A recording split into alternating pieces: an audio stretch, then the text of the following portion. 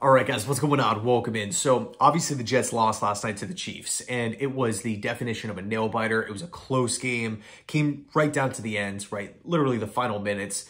One example that I talked about yesterday was it felt like a boxing match, right? It went the full 12 rounds, back and forth between the heavyweight champ and a major underdog. We all watched the pregame show. Nobody picked the Jets to win, right? Nobody even gave this team a shot.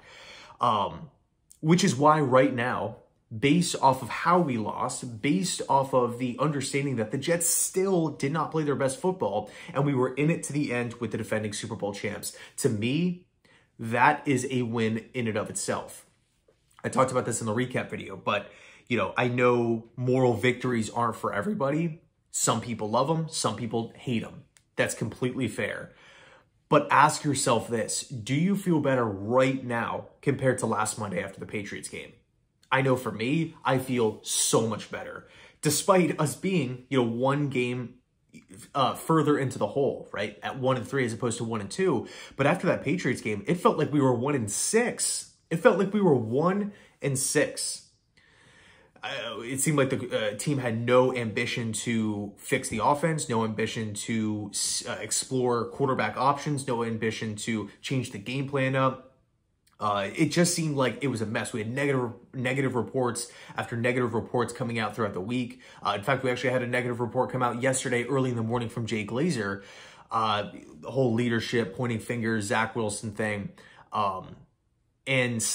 Man, there's just a lot of negativity. So based off of how the Jets looked yesterday against the Chiefs, despite all this stuff, but specifically looking at the positive changes that this team made, it was humongous in my opinion.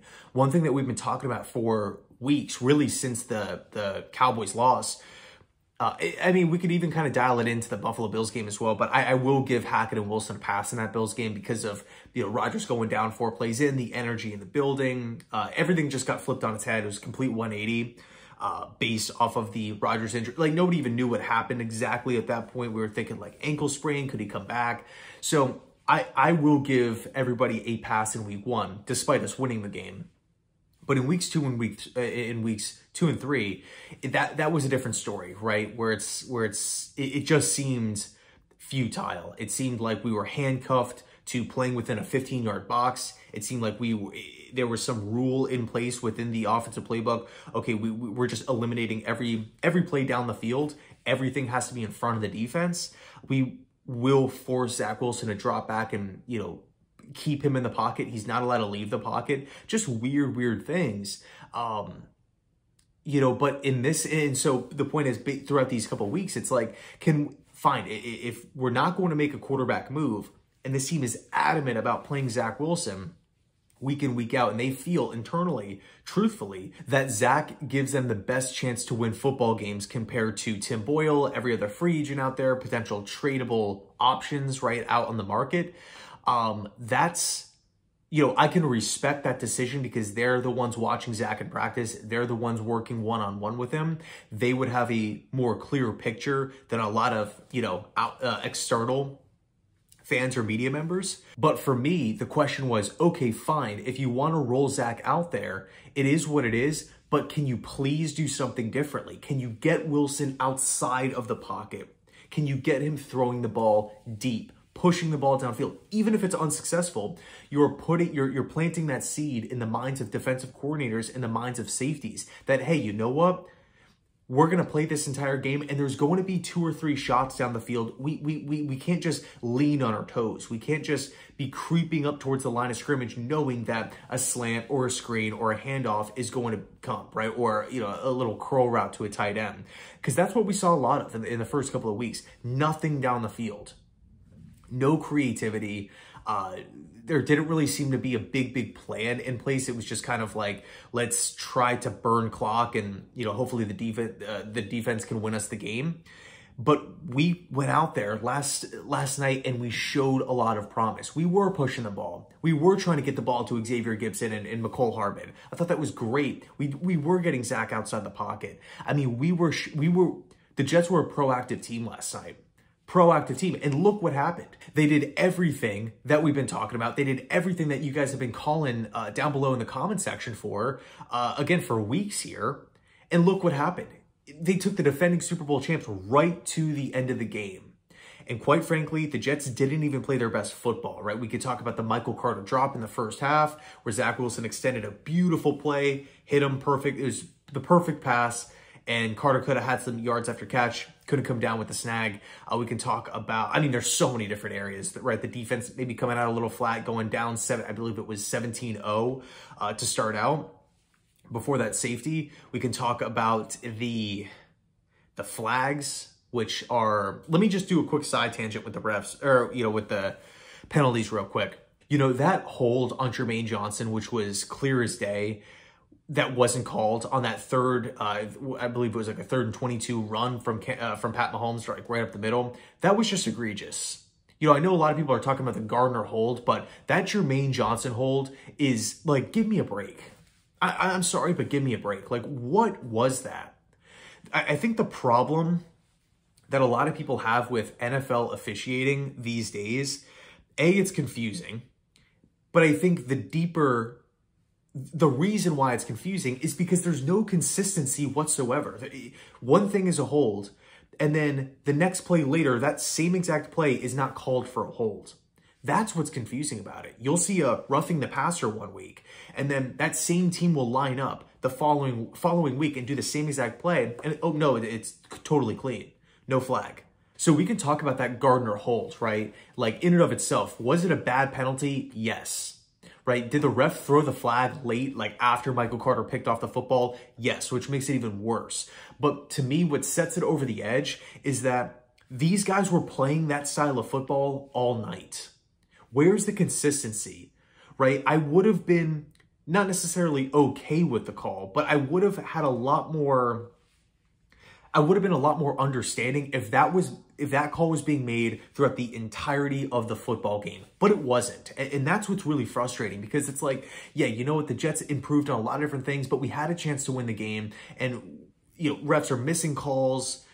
They're throwing these flags on ticky-tack things. And it's not to say that the Chiefs, weren't flagged at all. Like Jawan Taylor, like even that safety with the face mask, like I believe the Chiefs were flagged 5 times for 46 yards, which is, I mean, that's not something to just scoff at or sweep under the rug. That's 46 free yards. That's 5 stoppages. But these calls and no calls are coming at the worst possible times, and it sucks, right? I mean, we can talk about too. There was a flag early in the game. I believe it was actually on the first drive of the game for the Chiefs offense. There was a personal foul called on Jermaine Johnson. I'm like, I think I even put a tweet out. I'm like, how is that even on? Like, what did Jermaine even do to, give the Chiefs a first down there? I actually believe the flag came on a 3rd down. It's like, my Lord. So my problem isn't with one call individually. It's like, fine. If the refs want to call that on Sauce Gardner in that play, although it sucks, it is what it is, but call that from the start. That's my problem with it. And next week, if there's a Bronco corner that does that to a Jets wide receiver, right, just like a slight tug on the jersey, then I want to see a flag. I don't want to see, this big debate, this big discussion or something like that. Like, no, that this is the standard that's being set. This is the precedent.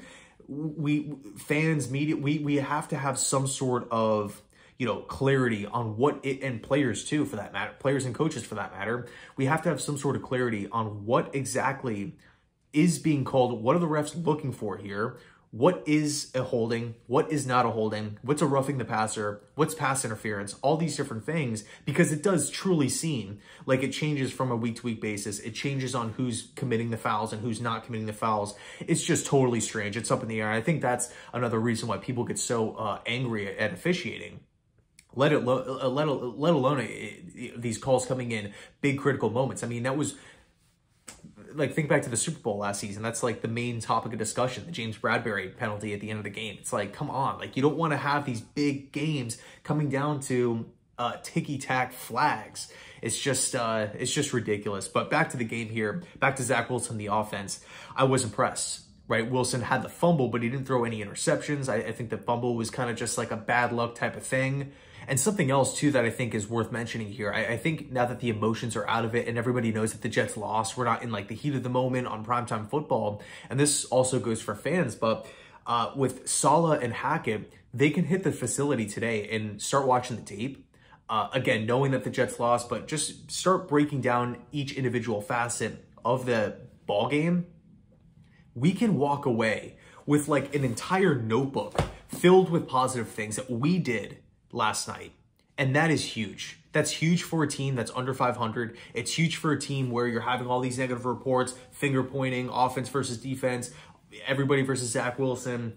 Is Saleh going to lose the locker? All these different things. This was the performance that we needed. Again, of course, I would have loved to see a win. That would have been humongous, right?